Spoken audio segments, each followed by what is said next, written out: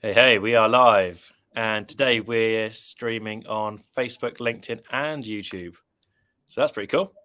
Exciting stuff. Yeah. So, hi, everyone. I'm Sean. I'm one of the avocado partners, as you'll know, on my page, covering Fleet and Church Crookham and the surrounding areas. And today I'm here with Jamie Stevenson from AFP Mortgages. Hi, everyone. Thank you very much for having me again, Sean. Lovely to be here. Good stuff. Good stuff. How you been? You been okay? I've been very well, thank you, mate. Yeah, very well. What about yourself? Yeah, good. Taken on a couple of houses recently in Eltham Heath in Fleet, which it's fun, great place to live. And, I've seen you've been very, very busy. You've been a busy boy online, haven't you?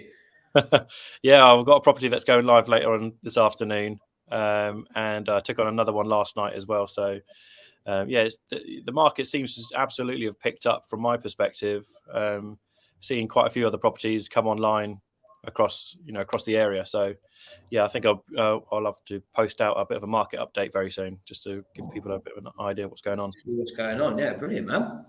So, a headline today. So, perfect timing for our chat.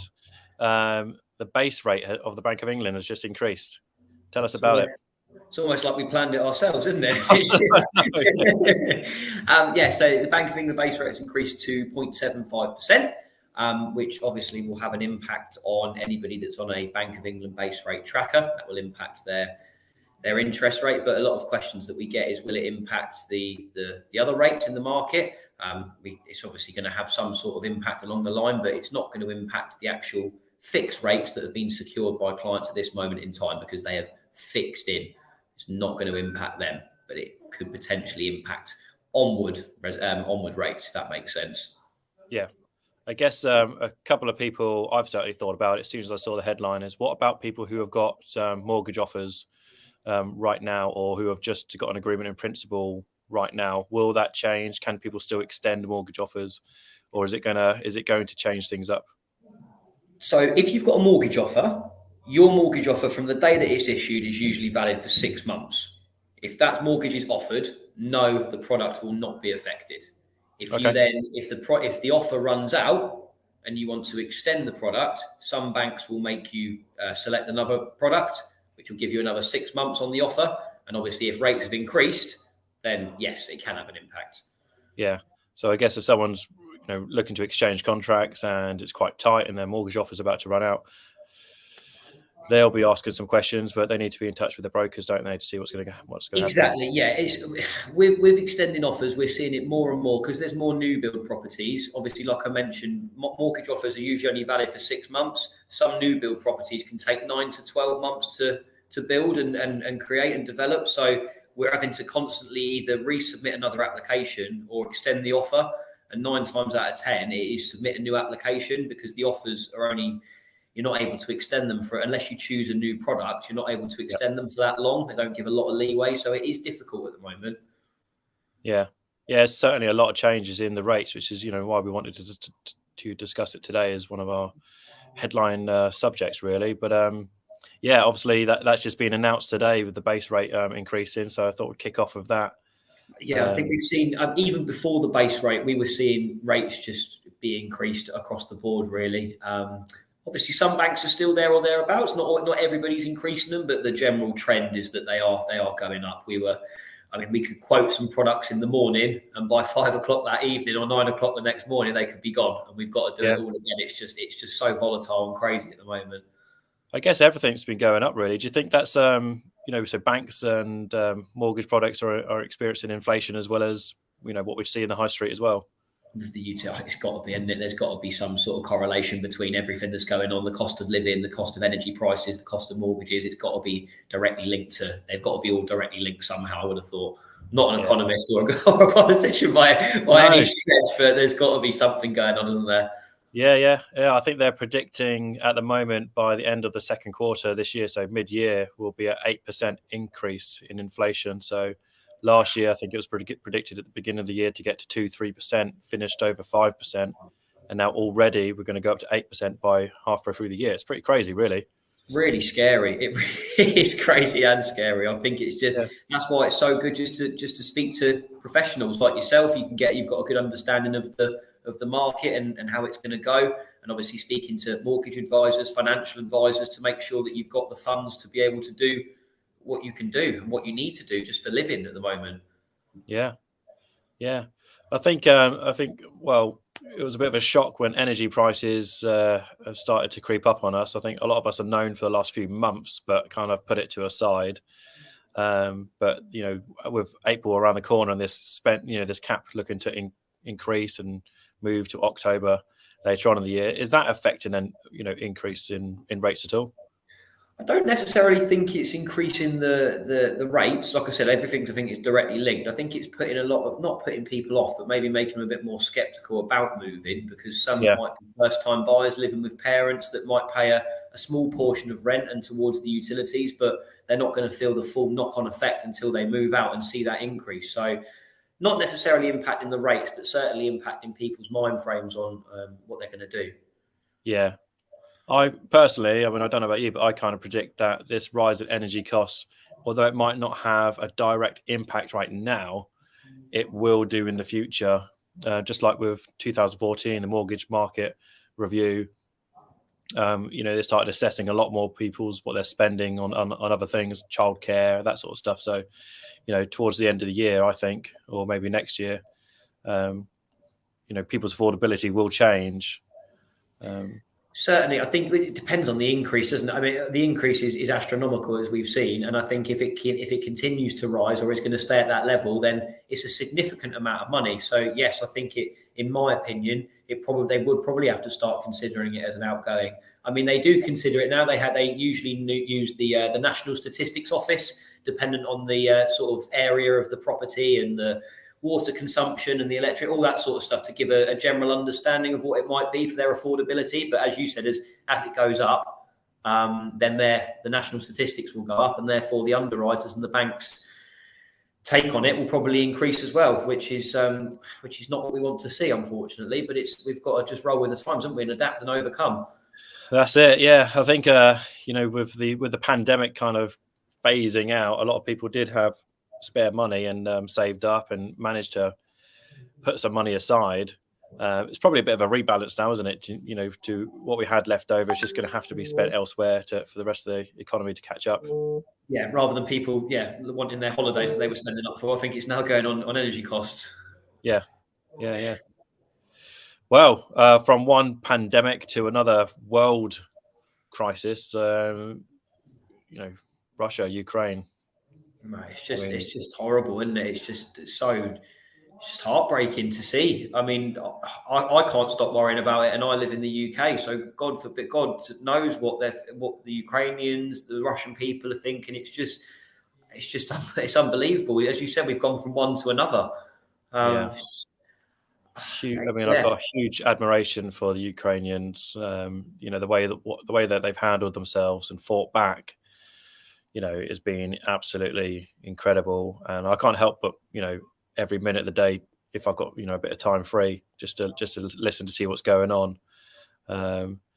Naturally, it's going to have an impact on supply and demand of materials, products, anything to do with, helping out, fighting back, or, support for the refugees and things like that. It's going to have a direct impact somehow on the economy, as everything does, but hopefully we don't see the effects until a little bit later on. As you said, it's a knock-on effect, isn't it? Because it's going to have an effect on supplies, it's going to have an effect on the economy. So then obviously we need to do things in order to make sure that we're getting up to the stage that we were. But if we're not doing that, then obviously inflation and interest rates and price of living has to increase to accommodate what's going on. And that's probably another reason as to what's happening with everything. But I think in the grand scheme of things, we've got to consider yes, energy prices might be going up. Yes, interest rates might be going up, but we've still got a roof over our head. We've still got family around us. We're still safe. I think we take so much for granted. It's stuff like this, times like this, where you think, you know what, I'm actually so lucky in the position that I am now. 100%. Yeah. I mean, it is so sad to see what's going on, and the trauma that families and children are going through. It's incredible. Makes you think, doesn't it? It just makes you think how small your problems are in the grand scheme of things. Obviously, everybody's got their own issues, everybody's got their own problems. When you actually look and see how other people are being treated and how they're dealing with day-to-day life, it makes you, well, personally, it makes me think how lucky I am. Yeah. I mean, I don't mind spending a couple of quid extra on petrol a litre if it stops, the Russians benefiting and taking taking out on Ukraine. So I know there's good Russians, there's bad Russians, but what can be done to help is needed, isn't it? Really. So no, exactly. But I think it's all about what you've become accustomed to as well, isn't it? I think in our lifestyle, if you get stuck in traffic, or I know for a fact that can get on my nerves sometimes, getting stuck in traffic and getting frustrated. But then put it into context, it's nothing really, is it? And I think this has given me a bit of a new perspective, is just to try and be a bit more positive in everything that you're doing, because you don't know what's going to happen tomorrow. COVID's a great example. Russia and Ukraine's another example. So you just got to try and just roll with the punches and just try and be as enjoy it as much as you can. Yeah. The only is my little positive inspirational quote for today. Just got to go with it, really, and just exactly. Enjoy what you have. You just don't know what's going to happen, do you? But I mean, has anything affected? Has everything that's going on with Russia and Ukraine, has that affected you and the property market at all? Yeah, I mean, that obviously there's a mix of foreign nationals or banks and things involved in transactions with us. So so Russian sales, anyone who's buying with a Russian bank has had to fall through the sale. So if you've got a chain and you've got you just want to double check the best you can where the money's coming from. So because it could have a negative impact on anyone else in the chain who's not from Russia or not using a Russian bank. So just doing our due diligence a little bit more on fresh sales is a bit more sort of straightforward. But that's sort of been discussed amongst us as partners, not necessarily me personally. Fleet Church Crookham, it's probably more London based, fringes of London and things like that, where the money is quite heavily impacted over there. Again, that must be, again, it's such a small comparison to what's going on, but that must be really frustrating as well. If they've been sort of 4 or 5 months into a purchase and then something's fallen through that's completely out of their control, that's a lot of parties that have been affected. And it's not just the individuals associated with Russia and the Russian funds, it's also the other individuals that are caught up in the chain almost. Yeah.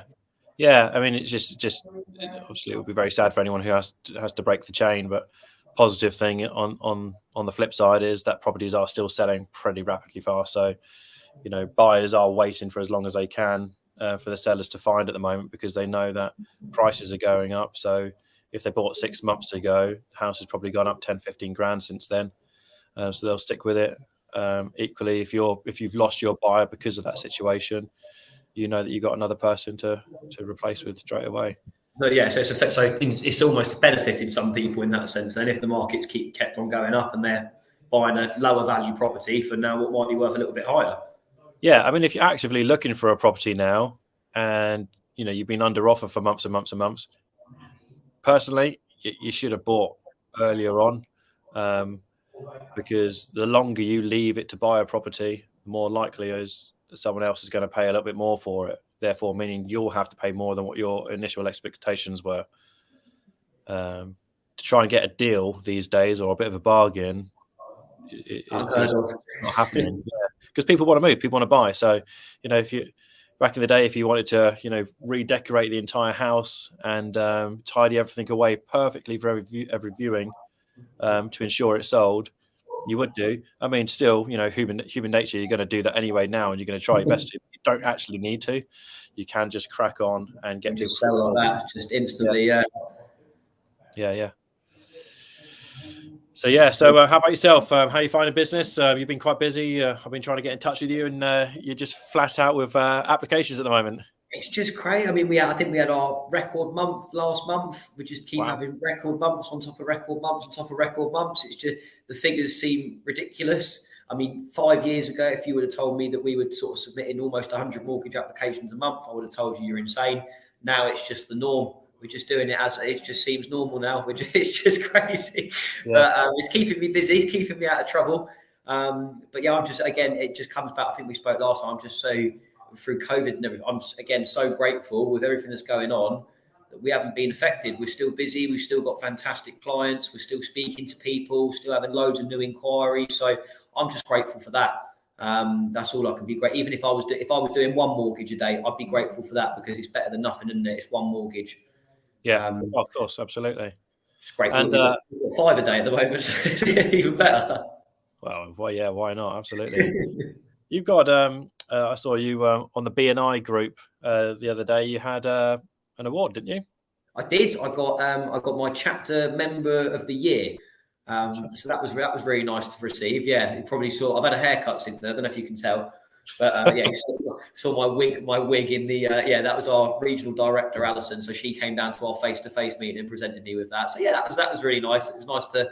I put a lot of effort into BNI, and I've got a really good team behind me. So it's nice to sort of get recognition for what I'm doing and show that it's working as well. It's really nice.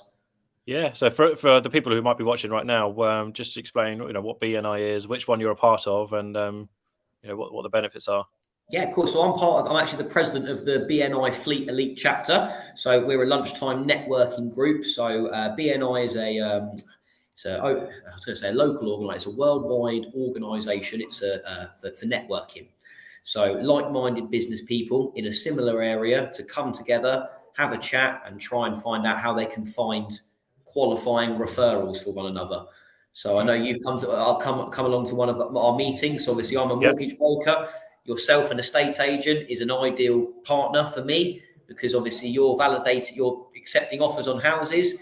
To buy a house, 9 times out of 10, you need a mortgage broker. So it goes hand in hand. And then it can be, that's just one example for yourself and me, but there's all sorts of people that can come in and sort of join and just get in. It's just a friendly group, just trying to help each other out in business, really. And as I've developed as being the president and getting to know all the members better, it's more of a friendship group now rather than a networking group.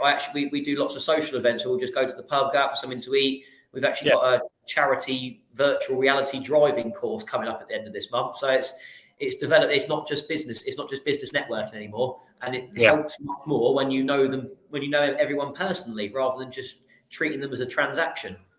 That's why you're doing 100 mortgage applications a month now. There you go. It speaks for itself, and it's I just like networking. As you can probably tell, I'll speak to anybody. As long as people are nice to me. Even if people aren't nice to me, I'll be nice to them and just talk to them because even if something doesn't result in business, you could be really nice to somebody. They could come back in a year's time and say, Jamie, I spoke to you a year ago. You were really helpful. We didn't do anything, but now we're ready. And we've had that happen a couple of times where it doesn't cost nothing to be nice, is what we say in the office.